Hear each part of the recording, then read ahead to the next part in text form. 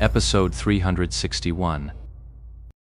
The gunners immediately reported back to their guild while spinning around, using aerial fire to accelerate away. But they had no idea. The moment Lord Grimm rounded the corner, Ye Shu immediately peeked back. Seeing the gunmen turn their backs and use aerial fire to accelerate away, he promptly slipped across to the opposite street. Such minor tricks might not completely fool his pursuers, but it was precisely this relentless attention to detail that allowed Ye Shu to create such a powerful illusion. The orders from the various guilds were simple: just follow the Christmas thieves. The players knew all too well. The Christmas thieves, backed by the system's programming, had a god's eye view. They didn't need to see Lord Grimm to know where he was. Their movement paths were never wrong, always heading straight for him. But these Christmas thieves who couldn't see Lord Grimm in their line of sight meant their movement speed was slower than his. If they kept running at that pace, they'd never catch Lord Grimm. The players understood this, so they kept filtering themselves. The slower ones were gradually left behind, while the faster ones pressed on in pursuit. And this, his movement speed, was another major advantage that had allowed Ye Shu to hold out this long. In terms of pure movement speed, Ye Shu was faster than almost everyone else. Only a player wielding a level 30 orange hand cannon could surpass him in raw stats when it came to the aerial mobility granted by his level 25 silver weapon rifle. But those with orange tier weapons were exceedingly rare, and among them, none possessed skills as masterful as Ye Shu's.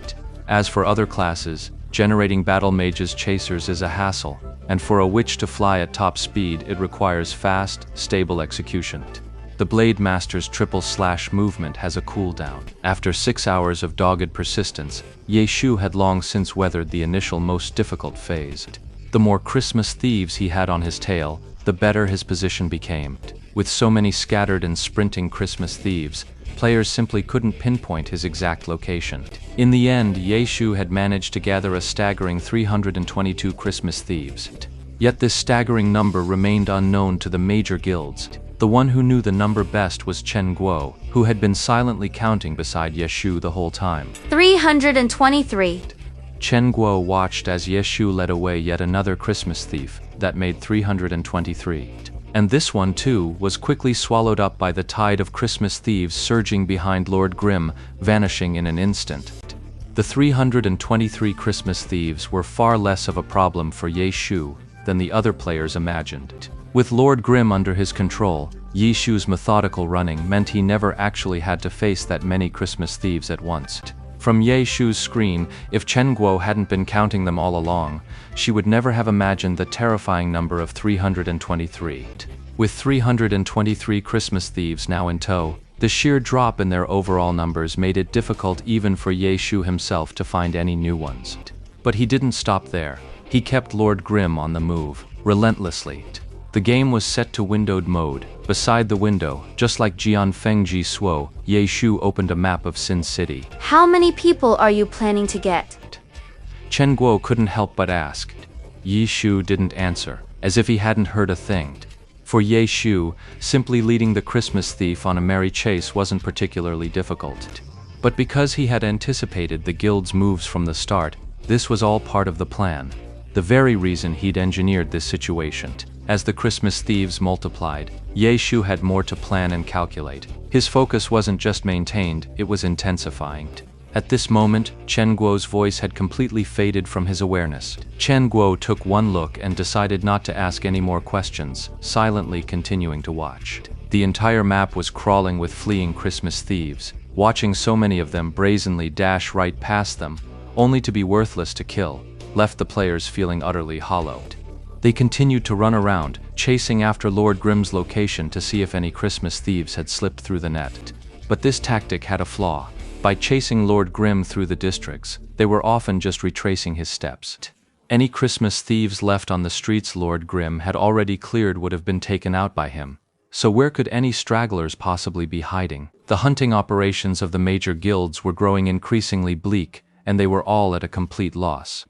They'd been at it for hours, yet Lord Grimm was still going strong. Plenty had spotted him, but not a single soul could stop him or even keep up. Of course, players could attack these Christmas thieves, But thanks to the special first strike ownership rule, even if you killed one, you wouldn't get any points. You wouldn't even snag the stolen Christmas gift. You'd just be doing Lord Grimm's dirty work for free. But if we kill them, at least new Christmas thieves will respawn. We won't be stuck with nothing to fight like we are now. Over at Blue Brook Guild, players like Lantern Knight and Blue River were discussing the situation. He hadn't had a single catch in an hour, a completely absurd situation in Sin City. And he wasn't the only one. The entire guild, from top to bottom, was having a miserable time of it. What good would killing him do? If Lord Grimm can reform his team once, he can do it again. We can't let him just rebuild like this. Longxi Pavilion's Zhizhou said, "Kill Lord Grimm." Lantern Flower Knight was a hot head. You think no one's tried? And what happened? Zhizhou continued, and Blue River, the guild leader beside him, let out a long sigh, clearly siding with Zhizhou's point of view. Then what do we do? Just stand here and watch? I'm thinking, by doing this, he's probably betting that we're backed into a corner and have no choice but to start killing the Christmas thieves. But if we can keep our cool, he'll be the one stuck between a rock and a hard place. How is he supposed to kill so many Christmas thieves? Forget the technical side, just the logistics alone make it impossible. Zhizhou, who also knew Lord Grimm's true identity, genuinely didn't dare to question his technical skills. His only point of doubt was the hard logistical constraint of supplies. How could they possibly kill so many Christmas thieves? Even the impatient Lantern Flower Knight had to admit that Fine Week's analysis made perfect sense. Longxi Pavilion wasn't the only one in a bind. Herb Garden, Tyrannical Ambition, Samsara, Misty Rain, every single guild was practically clawing at the walls in frustration, yet utterly powerless to do a thing. In the end, after all their internal discussions, each guild's conclusion was pretty much the same as Zhizhou's analysis. Emotionally, the guilds were extremely reluctant to do this work for free, with Excellent Dynasty feeling it the most. They hadn't calculated exactly how many Christmas thieves Lord Grimm had gathered, but their own mission rewards during this period were pitifully low. It was as if all the Christmas thieves in Sin City had flocked behind Lord Grimm. If they really helped him kill them all, Chen Yahui had no doubt that Lord Grimm would instantly leap to the top of the leaderboard, right over the 15 spots belonging to their dynasty. That was an outcome Chen Yahui would find even more unpalatable than failing to kill the Christmas thieves. After all, Dynasty was still in the lead, and their position was rock solid.